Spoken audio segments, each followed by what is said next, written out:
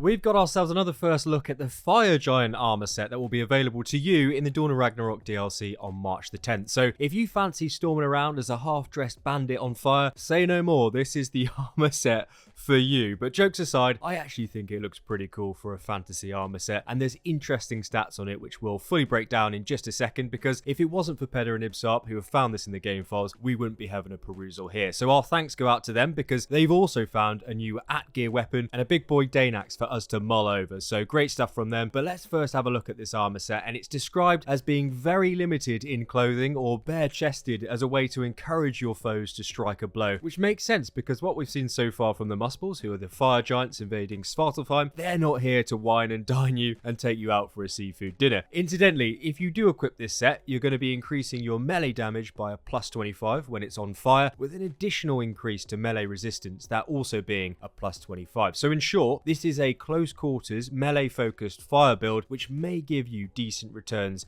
if you use this alongside a weapon that complements fire in some sort of capacity. Visually speaking though, I think this is the armor set that you're either going to like or you're not. I think it's one of those type of styles. I can actually see the helm in particular dividing opinion, as part of me thinks it looks like a kettle welded around Eivor's head, but I also think the cape with the tips of the hood being tinged with fire embers as a really nice touch. I think it does look very good in dusk or in the evening in particular. So there's lots to digest here, and I am interested to hear your opinion. And by the way, if you have learned anything new so far, and only if you wouldn't mind, a very swift like down below in the video really does help me out. So thank you very much. And I'm also running a free Dawn of Ragnarok DLC giveaway. You just need to be a subscriber of the channel, and the link to enter is in the pinned comments. So good luck. Now let's break down the Muspel Spark. It's another new Atgeir weapon found by Peder and Ibsarp, and it's described as being purposefully crafted by dwarven blacksmiths who were enslaved and forced to work for Surtur's forces. Surtur, if you didn't know, being the main antagonist of the DLC and whom is responsible for spearheading the invasion of Svartalfheim. Now moving on to stats, and heavy hits are going to give you a 40% chance of setting nearby enemies in the vicinity on fire with a 15-second cooldown. So it's most certainly a weapon here that is designed to complement the Fire Giant set. There's also only 4 Atgeir weapons that will be in the Ragnarok DLC, so I can't imagine another Atgeir working as well with this giant set as this one in particular. Additionally, from Peder's footage here, the chance percentage for the fire buff does seem to be there or thereabouts, and I don't think this is a bad little weapon perk, to be fair, particularly if you're AoE spinning down multiple enemies at once. And as for the visuals, I think the Atgeir weapon class is quite decent in itself, and what's unique about the Muspel Spark is it seems to have some sort of burning furnace on the end of the weapon. Everything else works well together, and it makes it look like a weapon that a fire giant would definitely wield. Incidentally, if you haven't watched it already, I also break down the dwarven Atgeir weapon and armor set in another video, so if you're interested, I will link it at the end of this one. Next up though, and it's the Calder's Fury. It's been forged in the fires of Muspelheim, and it's said that this axe retains the souls of the victims that it claims. Peder has also found a codex entry in the game files for Calder. He's described as a Muspel scientist who tests his experiments and is interested in the dark arts, so perhaps we'll see him in the DLC storyline in some sort of capacity. Either way, the stats on this weapon aren't great, but arguably dark arts orientated. You'll be able to sap 7.5% of your total health from an enemy once you've killed them, with it running on a 5-second cooldown, so it could be worse. I do think it's a great transmog option though if you do enjoy running with a Dane Axe, as Calder seems to have done a monstrous job on this weapon in particular. However, out of the two,